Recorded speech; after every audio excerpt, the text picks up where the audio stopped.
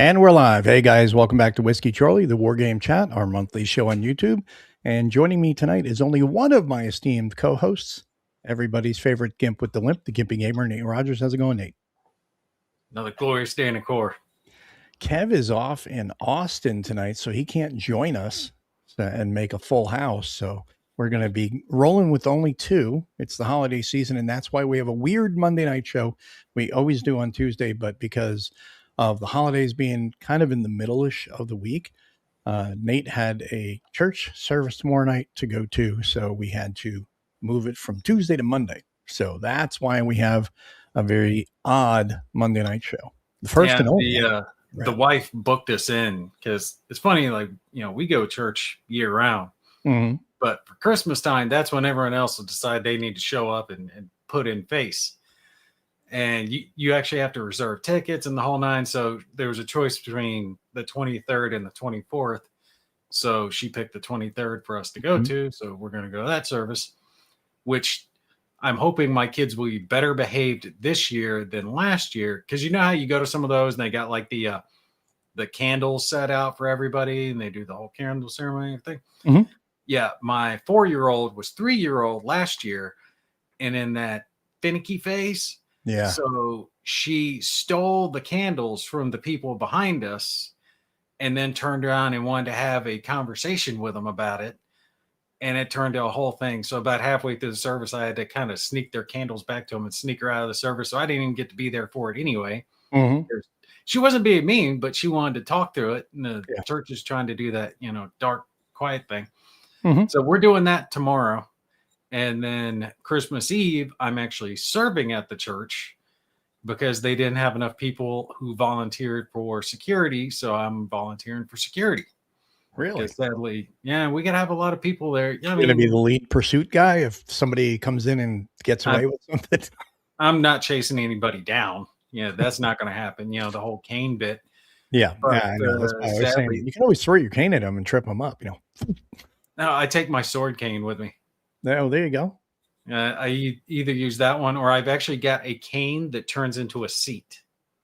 Oh, really? Yeah. So I can push a button out a little thing on the side and you sit on it. No, it actually it's hard to describe. It does this trifold thing and it'll squat down and a little seat pops out. So if my hips ever bother me, I can kind of sit down. But nice. Most of the security staff, it's all military and police guys who volunteer, just try to keep the area safe for everybody. And they didn't have anyone who volunteered for Christmas Eve part, so I figured it was my churchly duty. Yep. So I get to do that on Christmas Eve and then come home and do cookies with Santa. Well, now we can get started because Nordic has showed up. He said, I have arrived, so let's get this party started. How's it going? It's cold evening. It's not cold. It's not going to be cold here in Texas. I think we're going to be 80 for Christmas. It's not bad. It's rather mild where I'm at right now. Really? It's 50-ish or so. It's been fluctuating. It's gotten a little cold, and now it's North Carolina weather. It's coming back up. So now I got to ask this question. Eric said he slipped away from the counter clipping show. That's Ardwolf's show that he does on Mondays. What is your wife doing getting notification of our show? That's a good question. And that's why Mitch never comes by on Tuesday nights, because that's his game night. So he was able to come along tonight. But he had said earlier that he was only here to harass Kev. So we're going to, sorry to let you down, Mitch. We're not going to let you, or we're not going to have Kev here for you to pick on. But snow and freezing rain in a few hours. Geez, send it down this way, man, because we're just getting nothing but heat again. It's we get heat 9-10 months a year. I'm tired of heat. I would welcome some snow and cold. 34 degrees. Wow, nice. I'll tell you what, my game night is Thursday nights. I go to my local store, and a buddy of mine and me have been playing through the Star Wars Battle of Hoth. How is that? How you liked it? Yeah, it's kind of it's based off the Memoir 44 series, the same mechanics, right? Card based, activate your units, all that good stuff. We did through the whole campaign. He played Rebels, I played Empire. And Empire ended up winning. And now we're going to play through it again with me playing as Rebels and him as the Empire. But I feel kind of bad, almost like I cheated him, because there was a a card that I could play, and playing it the certain way I did gave me an easy 3 points. Oh, So really? right there at the end, like smash, smash, smash, orbital lasers, just to take all his shit, and I was able to easy win the game. Still fun game though. Absolutely recommend it if you guys are into that. Memoir 44, get the Star Wars Battle of Hoth. Really, Well, I really. mean, Star Wars, the Battle of Hoth and Star Wars definitely interests me. And of course, the command and color system is a fun, pretty simple system to play. And that was one of the first ones that I got my wife to play and I did it intentionally. I put Battle Cry on the table because I was like, I wanted her to show an interest. And I figured if she sees the horses and the infantry out there in the cannon, oh, what's this game? And sure enough, she did. She came and she goes, oh, what's this you're playing? I said, oh, it's a game called Battle Cry. It's a Civil War game. She's like, oh, is it hard? I said, no, not at all. She goes, well, show me how to play. So I did. And we sat there, played like 3 or 4 times. Next up, after we learn this one, I'll teach you campaign for North Africa. Yeah, right. It's like, not hard. Next thing we're going to play is NATO. Yeah, we'll do some NATO, or we'll do Battle Lore. Yes. No, I'm brain farting. Aaron Armour. Yeah, there you go. I'm sure that would, the minute I brought, because she's seen the rule book for that. And when I was looking through it, when it first came in, I said, oh, yeah, this is Aaron Armour. And she's like, oh, okay. And I said, and she goes, so that's the one you did all the videos for? I said, yep. And then she's looking through the rules and she's like, that is fucking stupidly big. I said, yeah. And then she looks, how many pages is that? And I said, 150. And she goes, oh my God. She goes, how can you enjoy something like that? I said, well, it's fun. Women just don't like get being married. It's a pain to get through all of it, but supposedly it's worth it in the end. I hope it's not me giving birth. Although in today's world, I could probably claim that I could do that and people would have to believe it, but I don't do that. Finally got my Aliens book. Did you? Finally, you got the hard copy? Yeah, it turned out I must not. They said I didn't. I swear I did, but the finalize the pledge bull crap. So I had to pay for shipping and get them to finally send it out, and that thing finally arrived a couple of days ago. Got the nice. Hardbound version of it. So you only got the book. You didn't get the starter kit and all that other stuff. No, I mean, I've already got the Aliens. It's a different starter kit. Yeah. Oh yeah. The you mean the board game? Yeah. So I mean, I've already got Aliens minis. I've already got Colonial Marines minis. But no, the starter kit comes with like its own adventure and all that stuff. Well, I got the other story stuff. The extra ones, but they only came as a PDF. We killed him. Yeah. No, unfortunately, no. Marky is off in Austin tonight, so he's. I think he's doing some stuff with family, so he's not able to join us tonight. And we were just explaining how Nate has something tomorrow night with his church, so we moved it from our usual Tuesday to a Monday night, so it's a little bit different. Yeah. There you go. Winter scale model building challenge. That would be nice. What's going to be even nicer is when I can retire and move out of this house we're in now, and I can go back to having space, and I can build out my model table again, and I can have my model stuff. I can have my game stuff. I can have my computer stuff. I can have all that stuff. And then the other thing that I want to do is get my telescope outside, and I want to get a nice mount and put the scope out there, get an observatory to house it in and everything. And if I can get it done the way I want to get it all driven. So that way I can just select targets from inside the house, open up the dome and start shooting images in the sky. That way I can do photometry the next day and for variable star stuff, which I think would be really cool. I'd like to get back into that pretty hard when I retire. That's why people say, oh, I'm bored in retirement. It's like, no, you got to go in with a plan, man. I'll be real busy in retirement. Yeah, something to keep your attention.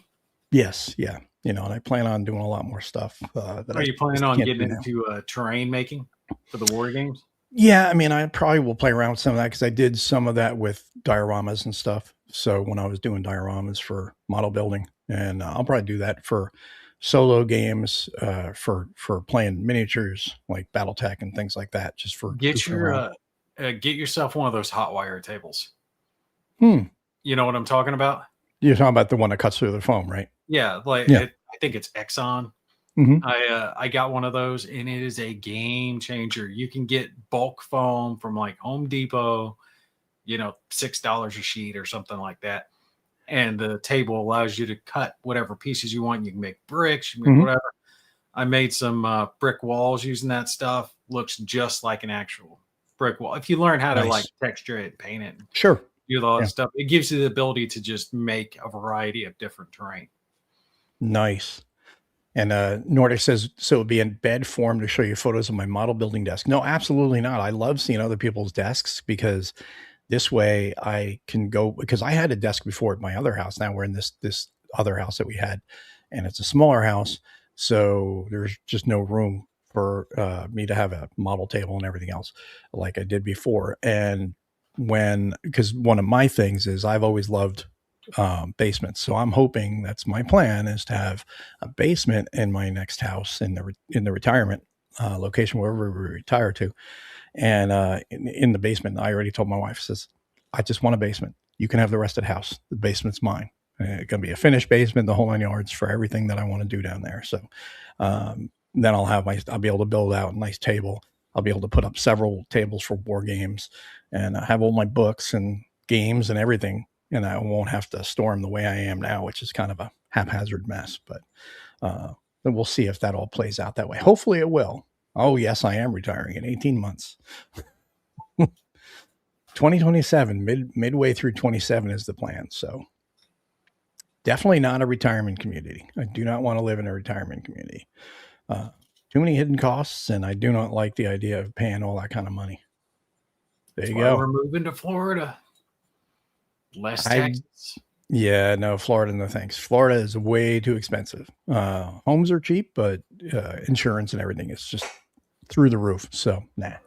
The amount of money we would save not having to pay the property taxes is just, it's too good not to take advantage of.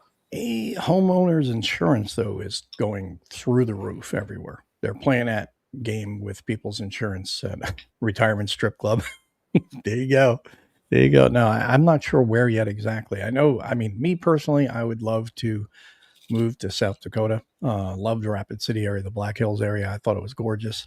I would love to move west, if, either South Dakota or like Wyoming or Idaho or something like Oh, that. Wyoming is like, yeah, that's my Yeah, spot. That's what but it has cold winters. My wife is like, I don't want to go anywhere cold. I'm like, you grew up in Jersey. How could you be, how could you be not liking cold or not adjusted to the cold? And I think being down here in Texas all these years, she just likes heat.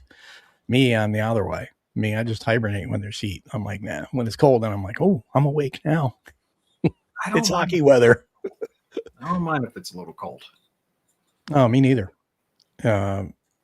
There you go. Moved to California. Seemed like a No, California guy. no, hell no, I lived in no. California. I lived in California. I was stationed there, and I So did loved I. Never California. I thought again. California was gorgeous. I just did not like the cost of living. Yeah, the only It's problem with California is it's full of Californians.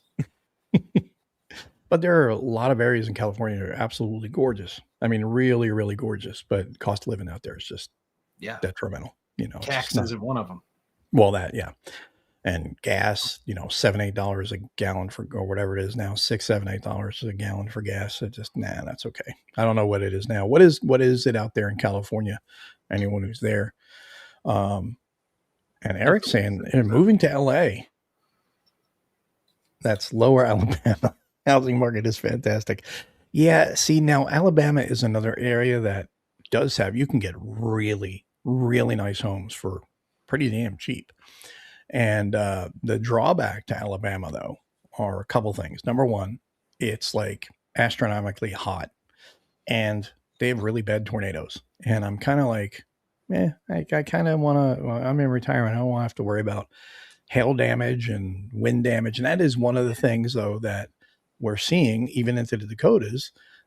This past week, there were tremendous windstorms all the way from the Pacific Northwest all the way down through California into the Midwest. And I think the highest in South Dakota the other night was in Rapid City, 101 mile an hour gusts. In Washington, they were getting 142 mile an hour gusts, which is just insane. That's like hurricane strength. So it doesn't matter where you go, you're going to have tornadoes or earthquakes or hurricanes. You're going to have something. You just Well, got to yeah, figure out that's what true. to do with less. Yeah, that's true. But I just would prefer to avoid tornadoes and big hailstorms and stuff like that, which is one of the drawbacks to some of these areas. So don't know where we're going to go yet, but we'll figure that out. But anyway, so tonight is our Christmas show, end of the year show. This is end of year 6, believe it or not. And that's thanks to my awesome co-hosts that have been along for the ride. I think our team has done a great job, and we've had a lot of fun along the way. Now we hope that we've entertained you guys over the past 6 years, and we're getting ready to gear up to start off year 7 next month. But we've got a few extra shows planned in the next month or so, and I could move to the desert. I actually did live a little bit in the desert out in California after I got out of the military. I stayed in Palmdale. And that was back when Palmdale was a lot nicer than it is now. Palmdale, Lancaster are a lot worse now than they were because that was a long time ago, in a desert far, far away. And I don't think I'd want to ever go to that area now. But yeah, I didn't mind the desert at all. I thought desert was pretty cool. You know, last time I was in the desert, they shot at me. I got no desire to go back. Yeah. So it's 450 in California where he's at, and you get earthquakes. Yes, I know. I went through a few earthquakes, which I actually thought was pretty cool when I was stationed out there, because it was the first time I'd ever been in an earthquake. And I think I experienced like 2 or 3 of them out there, like that were notable earthquakes.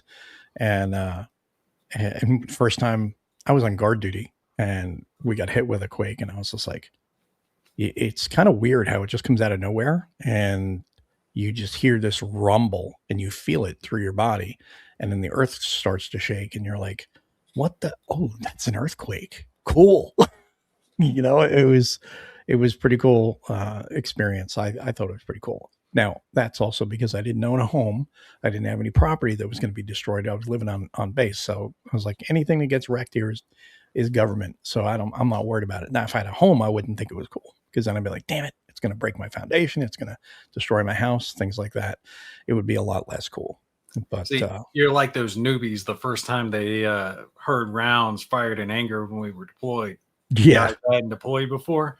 The first couple times they were like, "Oh wow, this is neat. This is what we actually trained for." And then after that, they crack. Like, yeah, it's not as fun when the enemy's actually shooting back at you, buddy. Yeah. The fun factor wears off real quick. This is true too. Then the earth swallows you up in the fun ends. But that was definitely not. I wasn't in any earthquake where the earth split open or anything like that.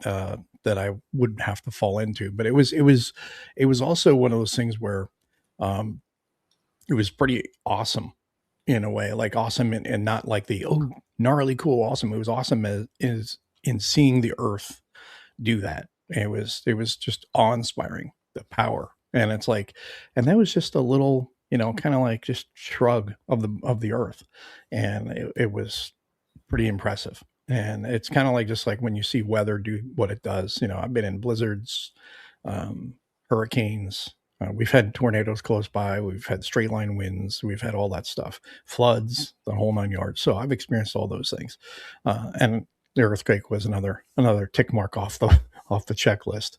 But the one thing I don't want to experience is a big F5 headed my way, an EF5. It's like, nah, that's okay. I'll pass on that. Leave that for the movies. I was going to say you should have been a storm chaser with all this. Oh wow, that's neat. Well, I since moving to Texas, I've actually I got very heavily into weather because um, the storms here are very different than they are growing up in New Jersey. I used to love thunderstorms, growing up as a kid, because the thunder was in the distance. It was a low rumble. It was, the flashing of the light in the distance, the lightning in the distance. It was very soothing. That's why a lot of people would open their windows. I used to open my windows when there was a thunderstorm, because you get the smell of the rain coming through and everything was nice. Got down here and I realized, wow, these storms in the Midwest and the plains are violent. No joke. Yeah, they're violent. Like the thunder, the lightning, the whole 9 yards. They're not pleasant storms. And then I started paying attention when I realized, oh yeah, we get tornadoes that come into the area and stuff like that. And that's how I got more informed on the weather. I started learning about it, learning how to read radar a little better, so that way I can anticipate things, and then looking at learning who to follow and pay attention to.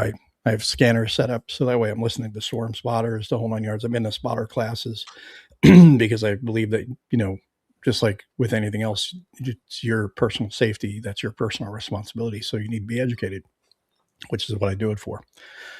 So let's catch up on some of these comments. What you been up to, Nate? Nothing but the kids, man. I'm trying to get caught up. I got a few games that I've been trying to play catch up on between the digital ones, the physical copies that have come in. Got 1920 Nest of Eagles I've still got coming up. The little bit more of a Dark Wood.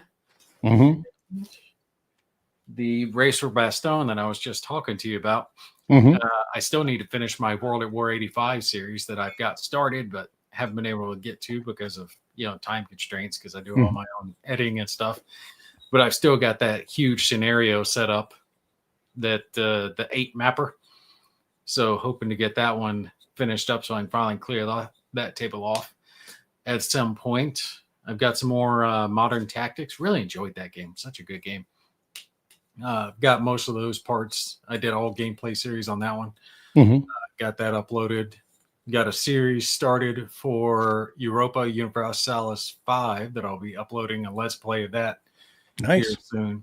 Yeah, don't watch it because you want to learn how to play the game. Watch it if you want to see a dummy make a lot of mistakes. Or you can watch it. Or you can watch it if you're one of those keyboard, wannabe experts that's going to say, Gimpy, you did this wrong. That is actually not how the rule is stated. Well, no. The video game. Oh, the video game. I thought you were talking about the board game version. No. Okay. Although I do have the board game. Yeah.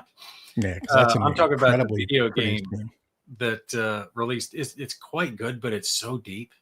It's such a deep game, and kind of like we were saying earlier, I just want to focus on the action, so I keep wanting to go to war, but that game's all around having a casus belli.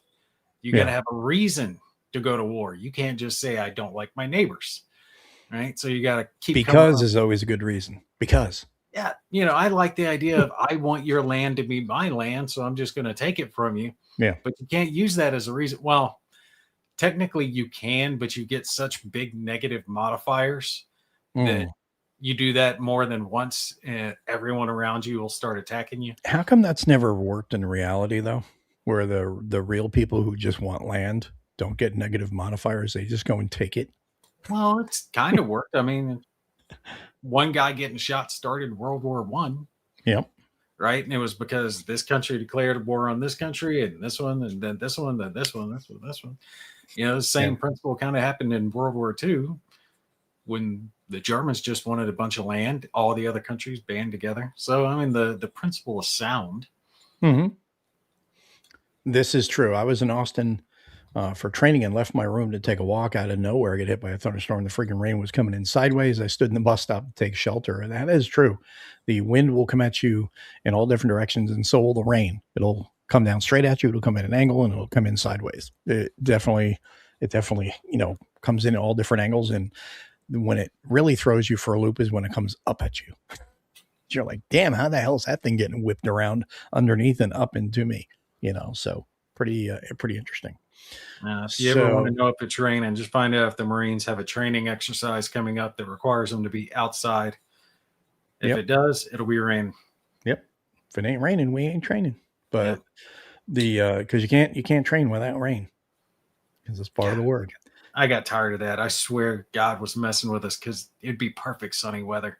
Like, all right, we're going out to the field for the weekend. Clouds roll in.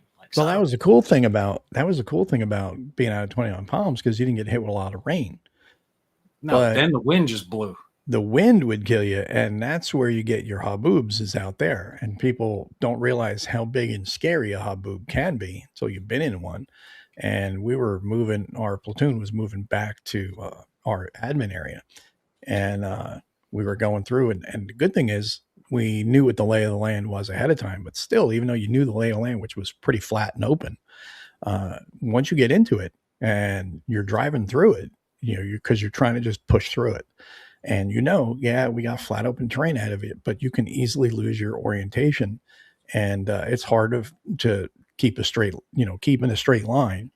And it was a fairly fast moving hub. We were out of it within a few minutes, but like I'd say like 5 to 7 minutes. So it wasn't like we were in it for an hour or something. But still, it throws you off, and then you realize, oh, we kind of drifted off course, and how easy it would be to just run into the side of a mountain because you totally keep going off course if that thing went on for a while. But it was an interesting experience. So, being that it is our Christmas show, we tend to give away things. So we've got Kevin's things since he's gone. What's that? All of Kevin's things since he's gone. We're going to give away Kevin's favorite games. We've rated his house. I don't think I'd want to fly through that. No, thanks. I would definitely pass on that because number one, you've got all these winds. If you got a haboob coming at you, you got all these winds coming at you, and they're buffeting you, hammering you. I don't want to get a downburst in one of those things. So it's like, because downburst always wins because gravity always wins, and I don't know. I'm not messing with that. I was not meant to fly. I don't have wings. So flying in a machine, when Mother Nature wants to stand there and flex her muscles, that's where I go, okay, Mom, I'm going to get on the ground. Well, I won't fly if I don't have to. There we go. Korean camping girls for Nordic. That's what he's getting tonight. But so let's see. What we got for the first giveaway? You want to go first, Bo?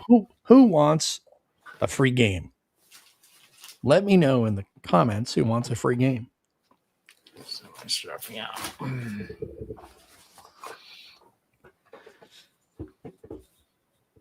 Let's see. Nobody wants a free game. I know what he's commenting. Got a nice little stack of stuff. Well, the competition should be a little more sparse this evening since it is our off night. So it's a good chance for everybody. Oh, so Nordic wants a game. Okay. So let's see. Nordic gets his choice. He can have either Mark Herman. He's like Undaunted Normandy or Lanzareth Ridge. So which one do you want, Nordic? You let me know. I saw what's his name, Zilla Blitz, talking about Undaunted recently, saying that it was one of his top favorites of war games, World War II war games. And I was like, I just don't get that. Why would you put Undaunted? You should put Undaunted Stalingrad. Now, it's not that Undaunted isn't good, but Stalingrad is just so much better than the original version. Yeah. Don't get me wrong. The mechanics are saying they're both good, but there's more to Stalingrad. That's why. Yeah. Well, I like how the battlefield kind of changes throughout the game. It has more of that legacy feel to it. And I don't even have the game. That's one that I wanted to get for a while. I just haven't had a chance to buckle down and get it. Which one? Stalingrad. Which one you don't have Stalingrad. Okay. No, I don't have Stalingrad. I've got the first, I think. So Normandy. But I've read up a lot up on the mechanics of it, and he really just nailed the mechanics with that the war changes as you go from scenario.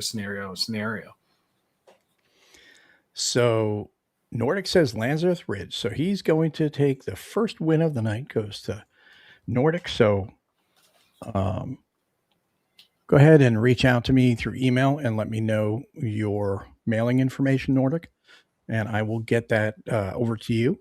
And it probably won't get out till end of the week. At this rate, I may be able to get to the post office ahead of time, but even if I do get to it tomorrow, the odds of it getting to you by the 24th are pretty slim unless it went overnight. I can guarantee I'm not going to get anything in the mailbox till after Christmas. It's going to be a little bit before I can get over there. All the different events we have coming up. You want to give one away? Yeah, I've got something that's a little bit different. I'm trying to think of doing a question or doing something. Maybe I'm having to answer something here. Let me think. All right. Here's one. Let's see if who knows this. I'll do Marine questions. Yeah, gotta do Marine questions. There you go. What is the Marine Corps birthday? That's I a think I difficult know that one. one. Well, you should know all of these.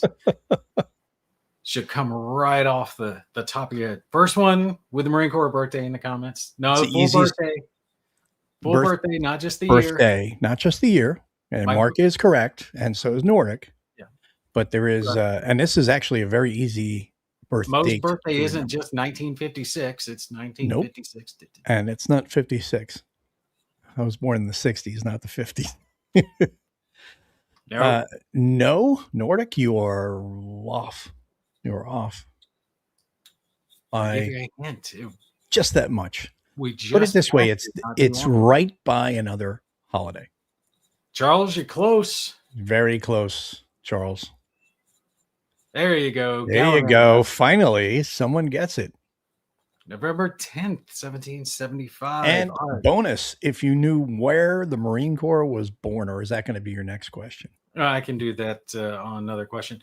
Okay. But for Gallivant, I have got for you A Bridge Too Far. This is by Phalanx Games. This is the book game that I actually just reviewed by them. Quite good, kind of choose your own adventure style war game. You do need to, supply your own dice and everything. But I did review the game, had a lot of fun with it.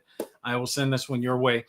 Email me. My email address is in the link description of all my videos, and put down what game you won and your mailing address, and I will get this sent out to you, buddy. Lance is saying, hey, we need to know what it is before we answer. Lance, don't answer any of my questions. Because I got to give a special shout out to Lance, LP Gamble there. It was asking about what it was. He is we're the benefactor of his generosity tonight. He stopped by the house and gave me a bunch of games, and I'm giving away some of those games that he gave to me. So thank you, Lance, for being so generous and providing not only me with some games, but also the Whiskey Charlie family with some games tonight. I didn't see Lance stop by my house. Just saying. No, he don't want to go near your house. He said that gimpy guy's just swung by. I'm really at the point I've got to sell some, get the walls cleared off. I've got too many stacks up around the house. Yeah, I kind of have stacks and stacks. Yeah. Last time when we moved, the movers were a little pissed off because I had so many. I thought I was like, okay, I'll have them fewer boxes. I'll just get the big box, and I filled it full of board games. And board games are kind of like books; they get heavy when you have a whole lot of them. Oh yeah, in one box. And I wasn't really thinking. I was like, well, they'll have hand trucks and whatnot. They didn't realize it, but just something like 10 boxes, 15 boxes, whatever, just full of board games. Mm-hmm. And we got to the house. We're getting ready to unload everything. And the movers come up to me kind of sheepishly. And they're like, all the boxes marked board games, are they going on the first floor? Please tell us they're going on the first floor. No, they're going on the third floor. No, they're all going in the garage. You guys literally just have to wheel them right inside the garage door. You're good. And they're like, oh, thank God. Nice. They were so pissed. I tipped them well. All right. What else you got giving away, Mo? I'm going to save my big one for last. Okay. Whoever can. So being at Lazarus Ridge was the last one. We're going to give away Undaunted Normandy to whoever can name the birthplace of the Marine Corps. And I want not only location, but city. Because, location is easy. It's pretty easy, especially if you have Marine friends, because you saw all of that just a month ago. So I'll give you a hint. There's a sandwich named from it. No, Mark, not a ship. It was definitely not a ship. It was very fitting. Does Nordic want to try to win another one? No, it was not Tripoli, Libya. Marines were formed long before Tripoli. Okay, so we're getting warmer, but we don't have the answer. We don't have the complete answer yet. We have half an answer in a couple different places. Shard got the place, and Charles got the city. Yep, that's what I'm saying. No one has combined the two together yet. Not a tavern in Boston. Charles is Stuka. hey, Joe, how's it going? Merry Christmas to you. Come on, guys. We just told you. You just got to put it together. Oh my Shard God. got the place, and Charles got the city. Now they're just not going to answer because they just want to bust our chops. There you go. Charles Latorre, Fun Tavern in Philadelphia. Yep. The Marine Corps is so badass it was born in the bar. And we just celebrated that. So Charles gets Undaunted Normandy. Let me put that on my list. So that way I know which game goes to who. Actually, I've got two good ones, but one real big one that is the good one for this year. Okay. Which, to give you guys a hint, you'll have to thank Mr. Herman Lutman. Damn, so many damn Harmons and Marks. They all like bleed together. So which one? Are you going to do that now or are you going to do that later? No. That's going to be my last one. All right. Let's see here. Let me think of a good question. I like history questions. All right. Something a little different. Well, I can't ask that. I don't even know the answer to that. What's the question? That's why Google exists. Yeah, that's true.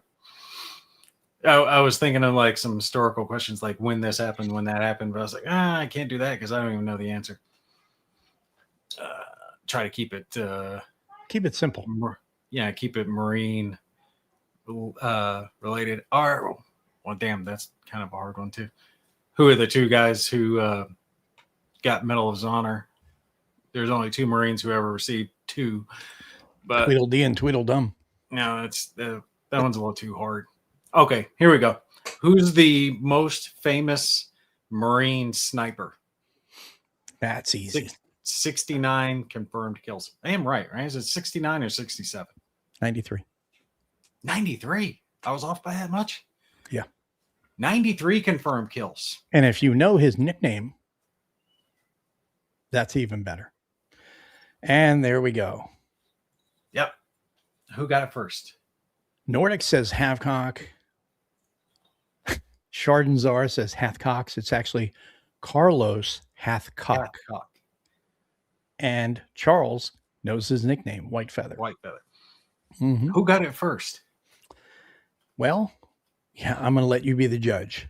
Charlie Havecock is what Nordic said, which is not his name.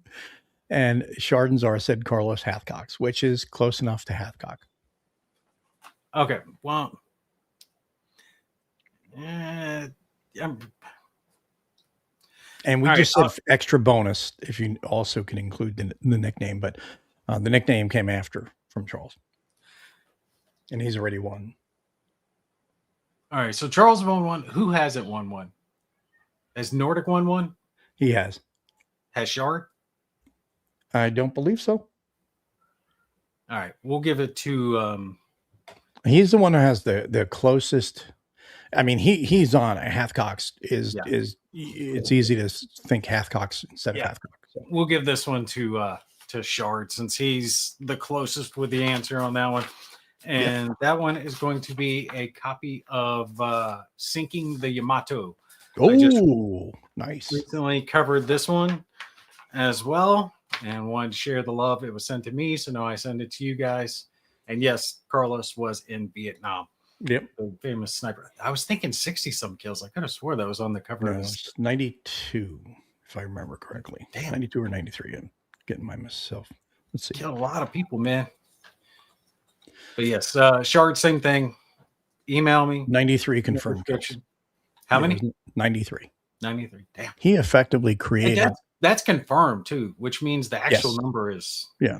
Him and Captain Land are the ones who essentially created the modern Scout Sniper School. Yeah. Like I read one of his stories where he crept for 5 days doing a slow crawl. I forget what the bounty was. A couple days in, couple days out to get into the range of taking his shot. You know, can you imagine doing that for days? not being able to go to the bathroom, not like really being able to rest, just slowly inching your way closer till you can get the shot. Mm-hmm. And men were just different back then. They were built tough. Well, yes, his longest kill was with a Ma Deuce, and it was actually the first one, I believe. I don't know if it was his longest with the Ma Deuce, but the first one was he had modified a Ma Deuce to fire a single shot with the butterfly triggers, and there was a young Vietnamese kid who had he said kid. I don't recall the age, but he had a bicycle and he had AK in the front of the bicycle, and he fired at the bike to take the bike out, and the kid got up and he said, "Don't do it, kid, don't do it." And he went and he picked up the AK and he started shooting. So now you're a combatant. So he put him down. But an interesting story and a really terrible one was his hunt for the Apache. She was a sadistic, evil person, and what she did to this one Marine, especially, was what set him off on this hunt. Yeah, He wasn't she went the hunting one that for. would like torture captured POWs to death? She did, and she basically had this one guy because they were in their fire base and they were outside the fire base. They were trying to draw the Marines out. They wouldn't go out. They wouldn't bite for it. You know, they were torturing them all night. And finally, the morning of, they let him go, but they emasculated him and sent him back up naked, back up to the fire base as he was bleeding out. He saw that and he just went on a one-man hunt on her. He was going out and coming back in with patrols. He would go out and he would go off on his own hunting for her. And it went on for quite a while until he finally got to her. But he was on a mission. And well, you can't really blame him for that. No, she needed to be put down, and he did.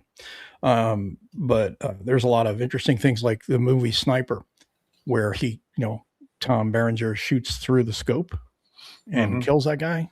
That was from a Hathcock story. He shot the other sniper through the scope. And all that he said it meant was I was faster on the trigger. That's all it meant, because he had him in his sights. If you shoot another sniper through the scope, you're both looking at each other. Yeah, he's got to be looking at you. It's just who pulls the trigger first. What scope they're using?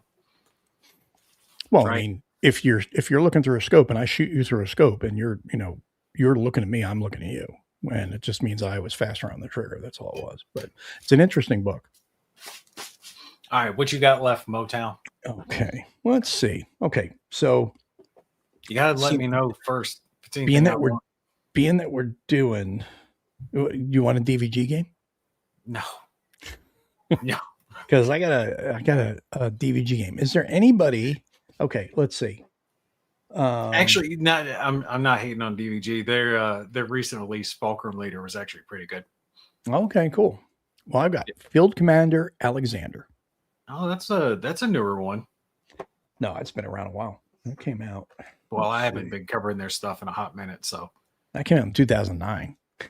Oh shit! So it's been out a while. So let's see. Finish this line. Good night, blank. Oh. Wherever you are. I know that one. Well, that's the thing. We're asking these. It's the easiest question, though. That we're keeping it simple. Good night, blank. Wherever you are. No, it's not the movie. No. Are we going to allow people, since there's not as many on, to win more than one? Sure. It's your discretion. Remember, that is a valid answer from a Marine. Good night, asshole, wherever you are. But that is not what we're talking about. You have to remember, it's Marine slang. It might not be as easy as I thought. No.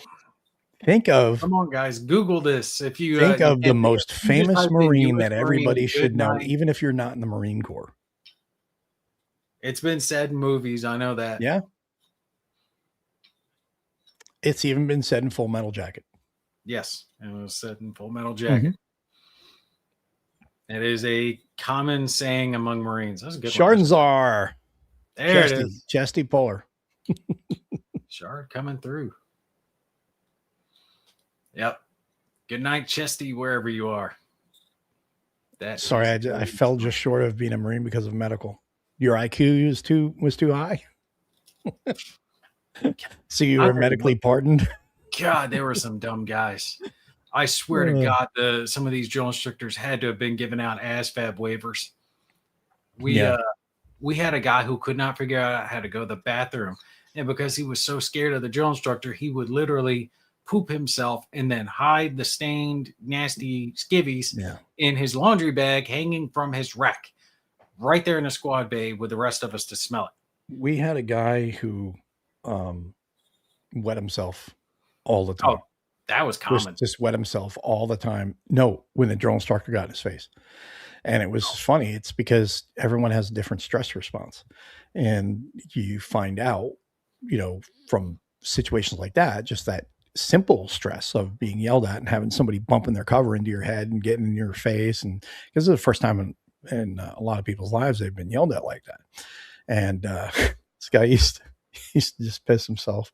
He was a good guy too. It's just that he just couldn't, for whatever reason, he couldn't keep it in his friggin' bladder. I think I told you the one about the guy across from me who swung it at the drill instructor. Ooh. Swung what at the drill instructor? Swung his happy little soldier.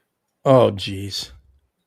Dude, the guy across to lose it. He was a black guy, so let's just say God blessed him. Uh-huh. And the drill instructors are doing the thing where they have you get undressed by the numbers. Like, all right, take off your shirt. 3, 2, 1, you're done. Take off this, take off that. We were supposed to get undressed down to our skivvies. Well, this butthead, for whatever reason, wasn't wearing skivvies. So he's just standing there butt naked. And like me and my buddy are right next to each other, facing the other side. So we're looking at this guy and we're trying not to laugh because the drill instructor's like right there. Mm-hmm. The drill instructor comes walking up, looks down at the guy and gives one of these, grunts at him and goes to walk by. And as the drill instructor steps a few steps past him, dude steps out in the middle of the squad bay, grabs himself and just swings it like a helicopter behind the drill instructor and quickly just steps right back into formation, straight faced. And we're dying over here. I mean, I'm like tearing up from trying not to laugh so hard at this. And the drill instructor, of course, he turns around, he's looking, and he knows something happened, but he didn't catch it. So he can't do anything. He just grunts again. He keeps on walking. But we were just like straining so hard, and I could hear the guy's name was Edens, my rec mate, and he's right there next to me, just trying not to laugh because we knew like the moment we laugh, we die. Yeah. Holding that in. Yeah, that was the funniest moment of boot camp ever. And that guy was our guide.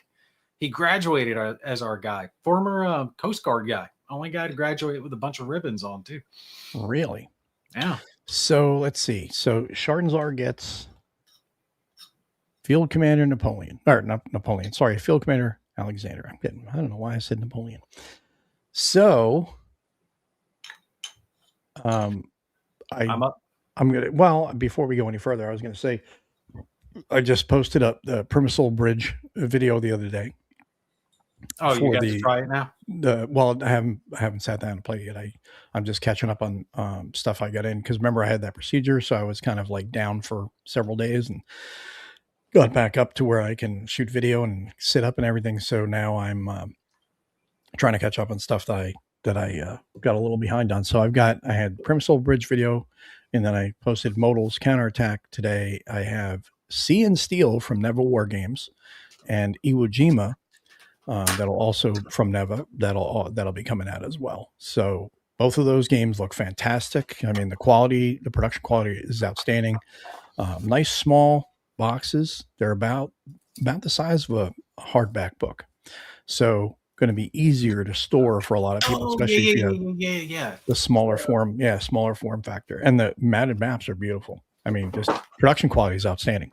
So that one too. Yeah, they sent these. I didn't know he was sending them, but I was glad he did. I covered this one, the light edition. The light edition, yeah. That was with what's its War face? Diary. War Diary. Yeah. And I thought that one was good, but this is nice. It actually has the hexes, a little bit deeper gameplay. Looking forward to trying that other one too. So, Yeah, like it. yeah, Nice and both of them fun. look interesting, and I'm curious to see how they play. Jose he designed Ewo, and then um, another designer did Sea and Steel. So I think it's interesting what he's doing. He's got a mix of war games and historical board games. He's running the whole gamut with all of those different types of games, which I think is pretty cool. Look, Stuka's getting ready to meet up with him at He's going to meet him at Balota. Beotacon. Nice. Give him our best while you're there. Yeah, absolutely. Tell him we said hi, and really happy for him and excited for what he's doing.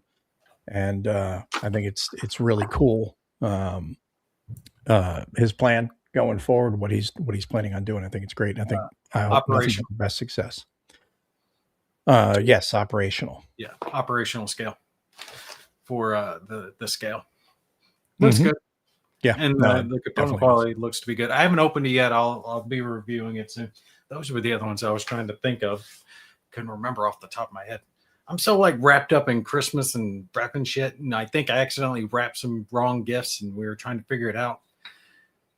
And then I got Spanish American War and Battle Hymn 2 that just came in from Compass too. So be taking a look at those as well. Oh yeah. Like I won something from up. Compass the other day. I emailed them, but I emailed Brittany by accident instead of Bill, so I might have to resend that email. I would send it just to be on the safe side to make sure it goes to him. I can't remember exactly what it was. I think it was Burma. I think so. I think you did get that. Yeah. Yeah. I have to check. Yeah, it. I definitely want to see more Marine Corps in a lot of games. You know, Pacific, obviously, would. But the hardest thing though is, and if Mark is still here, he can speak to this as a designer, how difficult it is to design a compelling ground game in the Pacific, because it's tough, because there's no like big giant maneuver, because you're talking about small islands, and it's basically just like a knife fight in a phone booth when you think about operationally how many people are on the island. But you're still trying to find where everybody is. It's not as easy. It's not as hard as we're making it seem. But to make a compelling game, the Japanese are mostly going to be static. They will do some movement. There's going to be a lot of night infiltration, things like that, but it's going to be really just kind of whack-a-mole almost for the Marine Corps, having to root them out and destroy them. So it's harder to, I think, to design a compelling Pacific game because of the constraints with the area itself, the landmass. You're on a small landmass, and just rooting out the other side. That's why it's easier, I think, to make a solitaire game than it is to make a two-player game, because not too many people want to be stuck in place playing the Japanese side. Did Mark design Pacific War by GMT? Yes, he did, but that's more the naval, than the ground. But as a designer, he could attest to the difficulty with that. Mitch Land also, as a designer, he could probably talk to that as well. I've thought about pulling the trigger on that one, but that's a hard one to get the wife to swallow it. What, like 200? I think is what it's not cheap. Yeah. And he is always warning people not to get it because it's difficult. So Nordic is painting 15 millimeter Stuarts and M4A2 Shermans for use with the Marines. They only have 3 companies that Stuart tanks on the canal, so I may not use them for there. Nice. Would the Burma Theater be a good BCS game? I don't know enough about BCS, to be honest with you. Have you played with BCS at all? I know Kev has. That's a Kev question. That would be more of a Kev question. He's more the MMP, OCS, BCS, GTS than I am. See, the thing of this is, like, I don't get to choose more often than not what games I play. I'm usually backed up enough that by the time I get done with one, something else has come in to be covered. Mm-hmm. And it was early on in my YouTube doings that I had covered some of MMP's things, but MMP doesn't do review copies, so I just never got around to covering their stuff because I just didn't have time to cover it, and never got added to the list. I just don't get it. I think they would benefit, and I'm not, like I've said, I'm not even saying me. I think there are better reviewers out there than me to cover their stuff. For example, like Kev, because he does so much, MMP coverage. MMP stuff, yeah. they just don't do review copies for whatever reason. It just doesn't Yeah. make sense to me. I think they're leaving a lot of money on the table that they could be benefiting by supporting some of the others.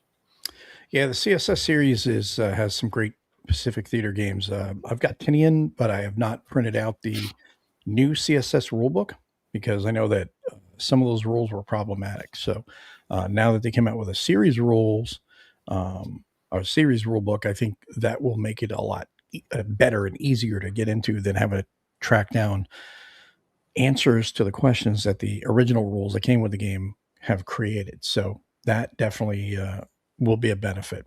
Someone should create a Pacific Theater game as a scale of each counter is platoon or company. It would be more interesting, I think, for to do a like, company or platoon size Pacific Theater game because then you have then it's tactical. Then you're more into the guts of the game. It would be nice if it was a combination strategic and tactical where you could be moving around the I map was just strategically thinking that. and then fight at the tactical level. I Exactly, think because that would that's be the cool. problem with Pacific War, right? You've got Mhm. these huge swatches of ocean with these tiny islands, but the tiny islands are big enough to actually have a tactical battle on them, right? You know, Tarawa and Well, a series Marvin, of tactical battles. All the fights to exactly. advance across the island should be tactical. But at scale, so if you're doing a strategic level scale, then the island is one hex. So you can't do an actual battle at it. They would have to do a game where they've got the strategic map for the ships and tactical maps for the islands. So you Yeah. actually land your troops and have maneuverability and all the stuff going on. I'll tell you one that's caught my attention. I would like to try just because I've seen them doing such good work recently. Is the Task Force game by Volca? Have Oh you yeah, tried? yeah, yeah. That one looks interesting. That It looks does. good. Vuka. Vodka sounds like Listen my here, favorite Vuka. word. Yeah, sounds so close to my favorite word. Yeah. Hey, Merry Christmas to Yeah, you, yeah. Bob, Bob's and been putting out to good you and stuff, by the yours. way. You guys check out his games as well. Yeah, the The only 8th Air MMP Force, the review 20th copy Air was Force. Front Towards Enemy that Joe got, and that was because Joe, the designer, sent it to him, Joe Chacon. Yeah, there's some publishers that it's the designers of the game that send out the Mm-hmm. copies, not the Yeah. publishers. Well, they get a certain amount of designer copies, and then they'll send them out to whoever. And then there are some that are sent out by the publisher too. Well, that's And, where I get all the Greg Smith games. Like everything of his, I Mhm. get is always designer copy because I've just been like, hey, whatever you release, just send me one because I want to cover it. Yeah, and like Bob's saying here that that was why 20th Air Force was solitary because a lot of thinking and strategizing in the U.S. side, but a rather unsophisticated defense by the IJAA. The U.S. role is complex and compelling, which is true. When you have only one side being complex and compelling, then you're really forced to do solitaire because even if you make it two player, who's going to play the other side? No, It's going to that end up game, it's it's going to solid. end up being the guy who's teaching you how to play the game that's going to play the other side because okay, well, I really don't have much to do, so let me teach you how to do that side. But see, like the difference between the 20th and the 8th Air Force, and don't get me wrong, I'm not saying the 8th Air Force was a bad game. It wasn't. But I felt like the 20th was a deeper game because it did have that added complexity of the atomic droppings, right? Mm. That you had to worry about with the cities. So it Atomic was like droppings. There was a big giant big pigeon that was droppings, that was that was mini pooping on droppings. things. But you also had the realistic aspect of the fire bombings that were going on as well, because that was Mhm. another wink Yeah, addition to the game. But it had that extra level to it yeah. I'm that gonna I have to get myself a copy of that. That does sound interesting. no, it's good. They're both good. They're Yeah, both worth playing. but that one sounds more up my alley. I think because there's more to it. Than There's like you were something about saying. nuking a city is just fun. Well, that too. Yeah, there is that. I don't know if it to me every time that's in a game, the first thing that everybody thinks is, "Oh, I can nuke things," and then you start looking at it realistically and go, "Do I really want to do this?" And Hold then on, you, Nordic, your wargamer card is hereby revoked. If you haven't got British Tank Ace already, I don't sure, have it either, so then you're fired. What are you doing? All I just time haven't done it favorites. yet. I Like I even have said, this has been a very very busy year for me, and I've gotten behind on a lot of stuff. I'm still trying to catch up. I probably will be sometime in into 26 till I get myself back caught up. But I get it. Those games aren't for everybody, but there was something just about, and I figured you would get into it because of the tank oh aspect. no, Just yeah, no, it looks really cool. I just haven't gotten around to get a copy yet. It's just one of those things.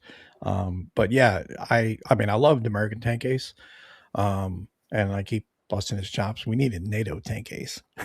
I want to see more modern era armor going at it. I think that would be really cool. the But scales would change dramatically.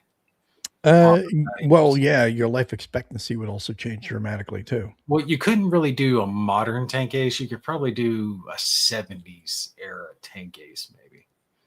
Well, Maybe you can do 70s, 80s yeah, hypothetical NATO Warsaw Pact. because missiles weren't as Oh, prevalent. they were. I mean, Oh, I they know they were were. existing then, but they weren't to the level they are now. A 40-year They difference. were they were deadly in the 80s too. They were very deadly in the 80s because you have to remember the TOW has been in existence since the 80s. Yeah, the I think Bradley's been 70s around that actually. long, hadn't it? Yeah, it's been around, and at that point, the answer to a lot of things was ERA. And then they came out with the TOW 2 Alpha, which had the double charge, where the first one would set off the ERA, the second one would penetrate the armor. So, and that's back in the 80s. So, yeah. No, I get you. The game's just good. I mean, I've still got something like 5 or 6 videos I've already recorded. I've just been uploading them over time from British Tank Ace as I'm playing through the Africa campaign. And that's why the game's so good. You can play, 8, 10, 20 scenarios, put it Yeah. away for a little bit, come back, play some more. Although I did change his rules up so as to not allow yourself to be killed off, right? If your tank commander's killed, instead of being done with your game, you can replace your tank commander. Mo, quit playing with yourself. You're muted. I was trying to get a book that I had gotten. Now, I just found this place near us called Ollie's. I know a lot of people have Ollie's near them. I'd never been in an Ollie's before, and there was an Ollie's nearby. So we Yes, you went get there. your gamer card back. And the whole thing was they had a book section, a really cool book section. And I saw this book and I was like, I've got to get this because I've not seen this book before. And it's such a unique subject. And being that everybody was talking about Sensuicon all the time, that talk about Greg's games, chitin, about the chitins. And I was like, oh, hell yes. I'm definitely going to get this book. So I got a copy of that when I was there. And because you know what a chitin is, right? Released yet? What's that? Has Sensuicon released already? No, not yet. But Yeah, that was the joke I was saying to Greg when he said Sensuicon. I was like, well, you're going to do chitin ace? You could be a postcard game. You get one mission. I think it'd be kind of neat. Whose turn is it? My turn or your turn? Yeah, it's your turn. My turn. Okay, we'll do a easy one. There you go. We used to watch classified tow footage in '75. We were destroying abandoned ARVN tanks and M113s. Could do that too. That's what I actually think would work. Oh no, it would absolutely work, and that's why I think moving into the modern era, I even said it to him. I was like, you got to go. Obviously, I'm prejudiced. I want NATO Warsaw Pact. I think that would be cool, but I mean, you have to the Arab-Israeli wars. You have to cover that as well. I think that would be fantastic. That would be the after the next tank ace because he's already developed. Sure. Yeah. He's got like Panzer Ace and Soviet tank ace. Yeah. Oh, I didn't think he had released that yet or let people know. But yeah, I've been. Oh no, I knew about. Yeah, I knew about that years ago. Freaking awesome, man. Sensuicon is on Kickstarter now. Oh, they must have just put it up there. That's right. I saw something from Compass that they launched a new Kickstarter. Yep. I'm gonna have to reach out to Greg about that. But all right. I arranged copies of some Harmon game, Harmon Latman. Make sure I'm saying the right one. Miracle at Dunkirk. Another one that I covered recently. Really, really cool game. It's one of those. What's the best way? You don't really win the game. You're fighting to not lose. In essence, I mean, it's Dunkirk, right? It's trying to survive as long as possible. But he did incorporate the neat aspect that the troops that you're using are also the troops that you need to evacuate. right? And you can't win the game by just evacuating the evacuees, because the first evacuees that you are getting out are the non-combatants. So the doctors, the medics, the cooks, the labor, right? So the non-combatant military roles. But you can't win the game if you just get those evacuee tokens out. You have to convert some of your military forces to evacuees, get them to the harbor, and get them the hell out to actually be able to hit the victory condition for the game. Really cool ways designed it. The Germans are pouring in on you. Like I said, did a whole review on it. Loved it. Definitely worth getting. So that's has the kind next. of a state of siege feel to it because of the way they progress. That's a good way to describe it. Mm-hmm. That is the next giveaway, courtesy of Herman Lutman. And let's see, for the question, we'll do an easy one. We'll do an easy one. The name of the mountain that the Marines raised the flag at. Oh, that one. What? I thought you were going to ask the name of the mountain in boot camp. I was like, no, okay, no, easy one. This one, that's an easy one. Know. Any history buff should know this one. Name of the mountain that they raised a flag on twice. There it is. Mr. Big Gun. He wins it. All right. Take Mount Suribachi.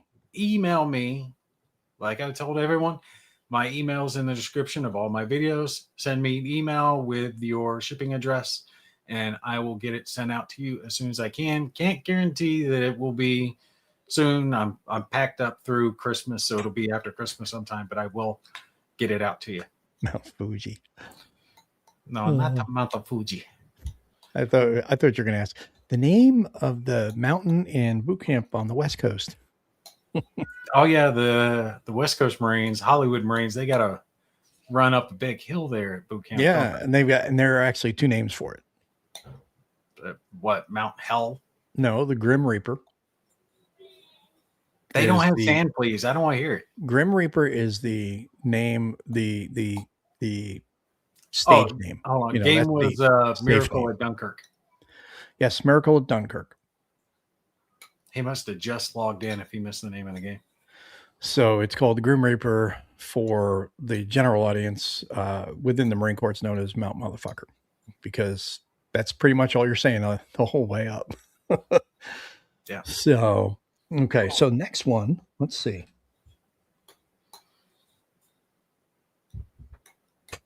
Let's do something a little different. We're going to go back in time a little bit. And Wilderness War, the French and Indian War. That's Academy Games, isn't it? No, that's not Academy. That's GMT. That's GMT. It's a Volko Runka design. So the question is going to be, let's see. Okay, we're gonna make this one really, really simple. Where is the 1st Marine Division based out of? Oh, there's a trick to that. If you kind of a trick, not really. Well, it depends. I mean, with the air wings versus the ground wing division. No, the 1st Marine Division, just the 1st Marine Division as a general, where are they? There's an easy way to kind of count it. Currently, Mark, currently. Yeah, not historically. This is very close, but no. It is affectionately known as Camp Crayola. Bob is saying Okinawa. You are in the right body of water, a little further west. Yeah. Backwards from the way you're thinking of it. And you are closer, but same body of water, closer, but wrong. You're heading in the right direction. Yes.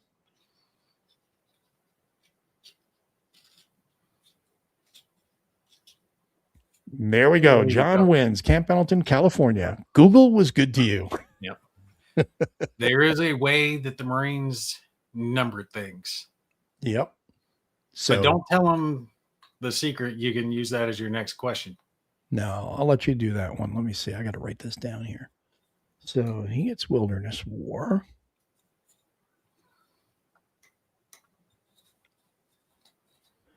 Okay. You go ahead. Your All turn. right. We'll do my big one, and you guys owe me for this one because I could have kept this one for myself, but I was nice enough to let you guys have it for Christmas because he did offer to let me have it, and it is Rock of Chickamauga, also by Herman Lutman. Both of these were donated by him, by the way, as Christmas giveaways. Gonna have to be a tougher question. Well, I was thinking about asking the reverse. Well, there you go. You could do that too. Right. So, in honor of what Mo just asked, we'll do the question is this: where is the 3rd Marine Air Wing located currently? It's a trick question because everybody knows airplanes all have only 2 wings. There's no third. Mark Herman has. How do you have 2 copies? Because he bought it twice, didn't realize it, or Herman sent him one. Yep, California. San Diego, California. Yeah. So Nordic jumped on that one. That's the trick about the Marines Air Wings versus their divisions is the divisions go 1, 2, 3, and the Air Wings go 3, 2, 1. Mm-hmm. So Marines are just goofy the way we named it. So both are located. 1st is located in California division, and 3rd Air Wing also located in California because they're just for some damn reason not smart enough to go 1, 2, 3 for both. And it's easier to go 1, 2, 3, and then 3, 2, 1. Keep it simple. Go above 3 and you get really confusing. Oh, wow. Right. So he did buy 2. Nice. You know, I know some guys who will buy 1 to keep and shrink and then 1 to sell, or not 1 to sell, 1 to play. Mm-hmm. Because some of them do maintain value over time. But that's really, only when you get a number of years behind it, and it's got to be something that's a little harder to come across. Like I've got a copy of Battle Hymn, the Marine version of what's the name of that game? I'm brain farting here. The story one. The Purple Haze? No, the older one. The story one where you would look up the hex as you move through. It has like 4 Leatherneck, not Ambush. Ambush. Ambush, but it was but it was something else, the name. I can't think of it right now. No, that's the name of the game, Ambush. No, it's Ambush System, but it was Leatherneck was the expansion. Yeah. I've got a copy of Battle Hymn and Leatherneck. Battle Hymn, that's it. Still in shrink. And I want to play it, but I don't want to take it out of shrink. Oh man, I would totally play that. That is one of the games I've always wanted to get. Battle Hymn and Leatherneck. I want to get both. I want to play them. Pull it out, punch it, but I'm like, damn, the game's something like 50 or 60 years old at this point. It's still in shrink.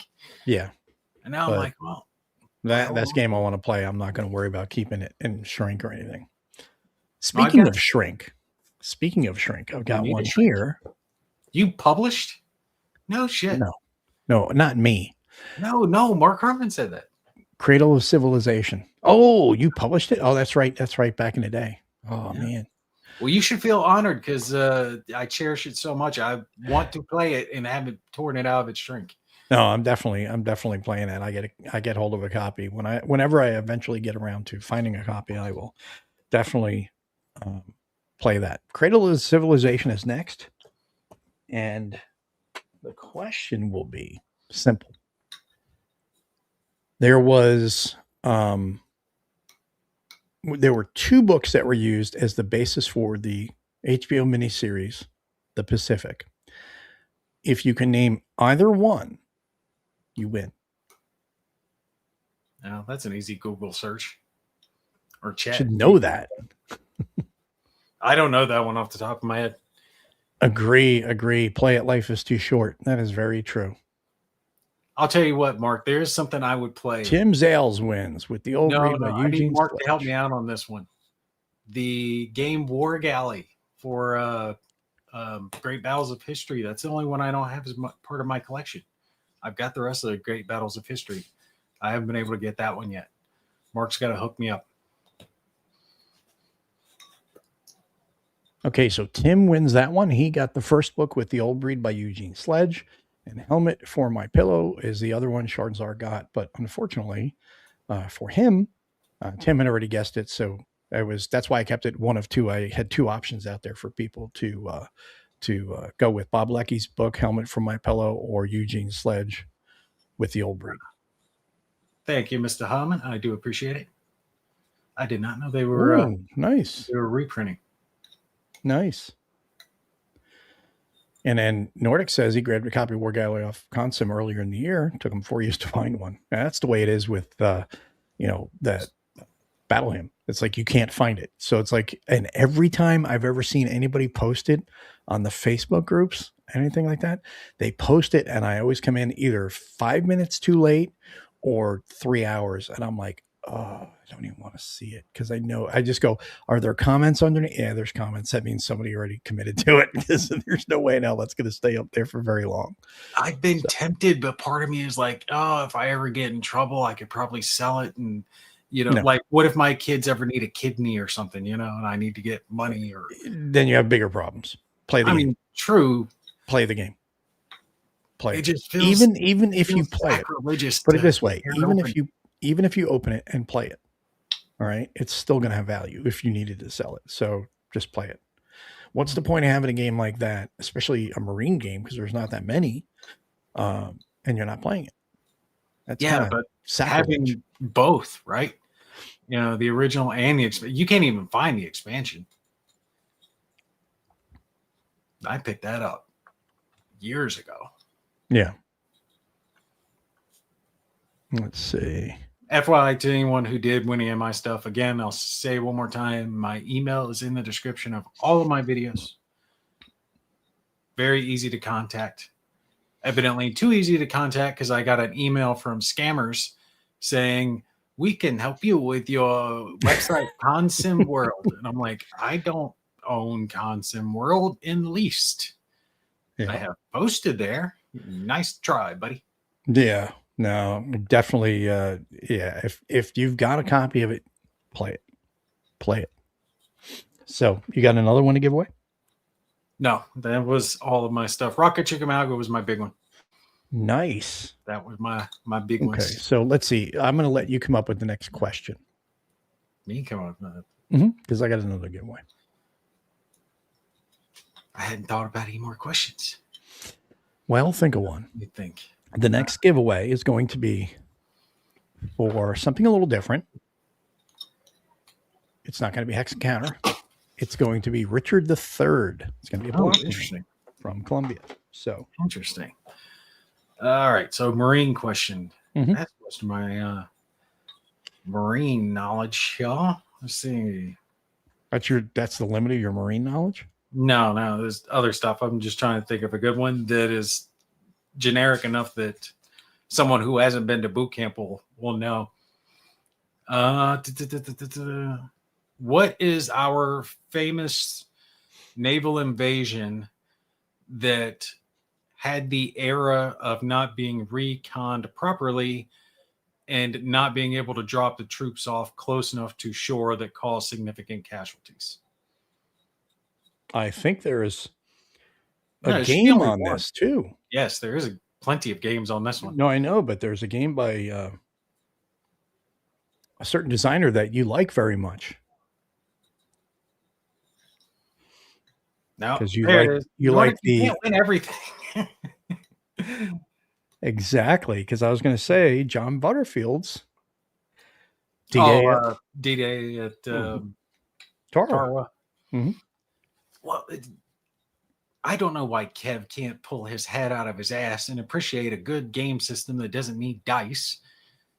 But the D-Day system is quite good, quite innovative. It's a great system, which is what annoys the living hell out of me, what they did with UO. Yes. Having the fire dots on a separate map, and you have to go, should have all been on the main map. And then the rule book was a total cluster. Did they issue a reprint for that map? Because I've got a copy. Someone sent me a copy of D-Day at Iwo Jima. No, they have no plans on. From what I understand, they never had plans on redoing the map. They did it the way they wanted to do it. And the rule book at the time when I got it, because I got it soon after it came out, And I was like, man, this is just not playable at, the rule book as is. And then they kept saying they're Who going to would rewrite think it. that's a good idea? I know, and then it took several years for them to finally rewrite the rules. And at that point, after giving them like 2 or 3 years, I said, the hell with this. And I sold it. I said, I don't care at this point. That's like making a Because hex I and lost counter game interest. without putting the hexes on it. Yeah. And going, That if lost my you look interest over so here, hard. we'll tell you where the hexes are supposed to be. Mm-hmm. Like, no, that's just a bad idea. Yeah. D-Day at Omaha was Mm-hmm. outstanding. Game of its ages. I mean, when I first got into wargaming, games like D-Day at Omaha or Great Battles of History, these were games that were widely known as being good, top of the line, well done. Mm-hmm. And then you screw it up when you do the Marine version. Yeah. Are you kidding me? That's just insulting.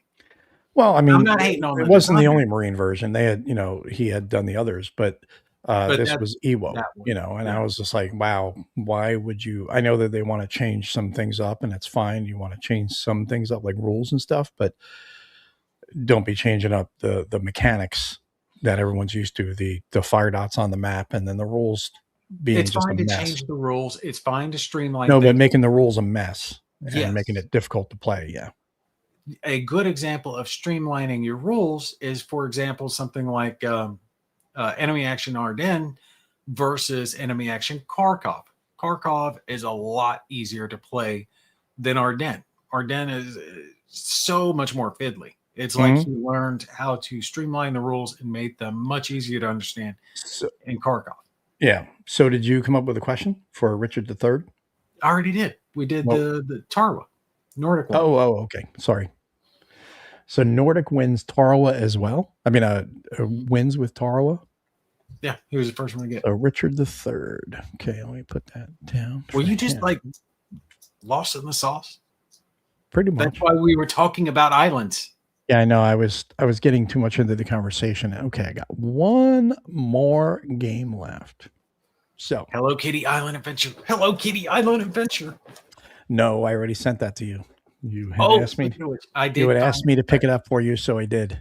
No, I got a good one for the kids. It's that mascot game. It's supposed to be like game of the year for generic games. Mm-hmm. Do you know which one I'm talking about? Mm-mm. It's a game based around betting on which mascot you think will win a race, but the box is designed in such a way that you pull the map out, it unrolls from the box, and it's got a bunch of little mascot minis in it. And they do quirky stuff like fall over their feet or run into each other and stuff like that. It's supposed to be really good for a family. So I'm looking forward to playing that with the kids. Nice. Yeah. So, yes, there was coral reef. That was part of the problem on why they couldn't get the landing craft as close to the shore.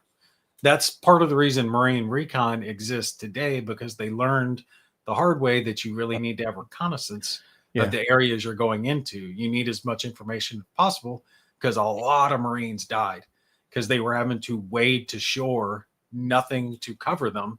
And they're walking, few thousand yards up to the beaches, and there's nothing, right? Yeah, you need to do that hydro survey. Well, we got one last one. All right. Exploding kittens. Yeah, that's another popular one, Mark. Exploding kittens. I'm trying to get the kids into it. Skyhawk. Cool. Rolling Thunder 1966. So the question for this is going to be a little more apropos. Location of the first Marine landings in Vietnam. Oh. And what year? First, the year. Yep, the year and the location. Oh, come on. You learn this in boot camp. No, you don't. Not for Vietnam. You do. Yes, you do. Bob is correct. Da Nang, 1965. Really? So was Bob that early? Wins a copy of Skyhawk. March specifically. Yeah, congrats. I went to hit March specifically in Nordics camping, Korean camping girls came up. So yes, Bob is going to win a copy of Skyhawk. So he gets the last game of the night of the giveaway for this year for 2025. As I said, year 6, Whiskey Charlie. And we really appreciate you guys Hey, we beat out Compass. Compass only gave away something like 7 or 8 games. We gave out like 10 or 11. We're better than Yeah, they have Compass. the advantage of publishing and being able to do it themselves. Yeah, no, I want to thank everybody for joining us the past 6 years and being along for the ride and making it fun for me, Nate, and Kev, who is AWOL tonight because he was in Austin with the family for the holidays. So, and this time of year is always tough. Every year we kind of go through this struggle. When can we all get together and do this? And that's why we tend to try to do it a little earlier if we can. But this year, Kev being retired now, he's kind of off and about a lot more. So he's been kind of out for the whole month almost, it seems. So it was tough and getting him to join in. So just me and Nate did it, and we did it on a Monday instead of a Tuesday. And we appreciate all you guys joining us tonight. And as we do all the time, I've got a special coming up that I've been trying to do. I'm going to see if Kev's going to be around. You're more than welcome to join if you'd like as well. I don't know if you've been keeping up on it. I'll talk to you about it offline. But Sunday, there will be a special episode where we'll be talking to a designer about a new game of his that's coming out. And that'll be announced in a couple days. As to what time the stream is going to be on Sunday, but it'll be in the Can afternoon you say because who the designer is? yes, I'll talk to you about it offline. But it's one we've been trying to get on. We've been trying to get time to talk about it. We just haven't been able to get our schedules to match up, and we're finally going to just do it. At this point, I was like, we're just going to do this and finally get time to sit down and talk about it, which I've been excited because it's a modern game. So we'll be talking about that and enjoying it here this weekend. But again, hopefully we'll be able to get some a couple more shows that we're looking at trying to add probably next month as well. It all depends on scheduling, of course. Everybody can join in and stuff, but like I said, appreciate you guys being here. And hold on, let me do a couple of announcements. Go ahead. Real quick. Go ahead. I got to catch up on comments. I have been in talks with a few companies. You're finally going to design your own game? No, I'm brain farting on the company that's taking it over. But now why the hell am I brain farting so hard right now? The game from Devil Pig. Oh, the Heroes of Normandy. They got the Heroes of the Pacific. Yeah, the Pacific campaign that got totally screwed up, and there was a guy that took all the money and ran away with it. I am in talks with a company that is picking that up. So it does look like if you backed originally and were part of the people like me who got screwed over, that there is a chance you will possibly be made whole. Now, that doesn't mean you might not have to pay something extra, all that. I'm talking to the company. I might be doing an interview with them on it, but they are doing something for the backers. You may have to pay cost for them to make it because the people who are picking it up are not the people who did it. They're just buying the IP. So you have a chance. Just if you did back that originally, stay tuned to your email because you will be getting a message later on from the people who have now picked it up, and you will have a chance to get that game. So just FYI for those who did get kind of screwed over, you might be taken care of later. Maybe possibly not having to pay anything extra, but you might have to cover at least like shipping or something. That's not for sure yet, but I'll let you guys know as soon as I find out anything extra as far as that's concerned. But I will have a video up on that very soon. See, now this would make for a great game, Gimpy's Adventures in Crayola Land, the solitaire adventure of coloring. The problem is, though, is he probably eat the crayons before he got finished coloring. So that would be the challenge. That is not a far-fetched thing. Can he get through coloring without eating the crayons? God, I could kill my little girls. The youngest one, for whatever freaking reason, loves to color on the walls. When she was 2 years old, she just colored on so many walls. It's payback from when I was a kid and we did shit to my parents' walls. I understand now why my grandfather flipped out when my brother, who was like 4, took a bumper sticker and put it right on the wallpaper. Oh, my grandfather turned purple when he saw him do that. Nice. So Now, okay, let me ask you this here. Empire of the Sun, what reprint is that now? Like 19th? Take it as a compliment. Yeah, no, it is definitely a compliment. Get him some paper. Get that kid some paper. Agree. She's Get your got little one some paper paper. coming out of her ass. She That just sounds like a serious medical condition. You might want to take her to a hospital or a doctor. colored near the stairs, near So up the on the fifth couch. reprint. Wow, that's awesome. Well, the game in question that we're talking about is Battle Group Clash Tactics, or Baltics. I'm sorry, Tactics. Battle Group Clash Baltics. That will be the game we'll be discussing on Sunday with James Buckley. So, looking forward to talking more about that. And we've been trying to get time where we could get on and do a demo, but we just were never able to match up because of my scheduling was so screwed up, and then Kev's was also screwed up, and you were out for something at the time, so we weren't able to get us together to do that. So we're just going to go ahead and just jump on and do this talk about the game, and then we'll get to a demo later at some point when we can get our times together a lot easier because he's also in Europe. So that is the other problem too, which is why we're going to do it on a weekend during the day because it's like 6 hour, 7 hour, 6 hour time difference between us. So that also adds into the logistical problems of doing it. We can't do it on a Tuesday night because it's like 2, 3 a.m. his time. So Yeah, I'm not running into everybody can that do like problem. Fabrizio can. Fabrizio would stay up till 2, 3 o'clock in the morning and talk with us, but not everybody can. And definitely check out Jeff's Army of Potomac shows. We were talking about that. Jeff and I have played it a little bit. We're going to get back to playing some more on it. And that is coming out soon from GMT, from Mark Herman. That is going to be a really interesting game. And it's definitely Army of the Potomac, Lance. That's what AOP is. So definitely check that out as well. If you've played Rebel Fury, you're going to be familiar with it. This is going to be the next game in the system, and it's going to be real interesting. It's a real interesting system. It's not difficult to get into, and maneuver is huge. Maneuvers everything, and you can win the game on the first turn. Or more correctly, you can lose the game on the first turn if you don't do something. Just a simple move can stop somebody from winning on the first turn, because we found that out from playing.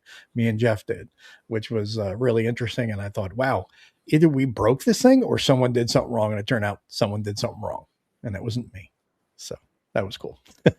Either way, definitely a lot of fun, and well worth checking out. If you've not already looked at it, go over to GMT's website and check it out, and get yourself in on the P500 pre-order. And that is in China now, so expect to see that in a few months. You'll probably see more on that in the upcoming GMT updates. Well, if it involves dice, that means Hexy can lose before deployment. Very true. But anyway, like I said, really appreciate you guys joining us tonight, as well as every night for the past 6 years. And we will see you at the next show next month. And we've got a couple more in between. So have a good night, everybody.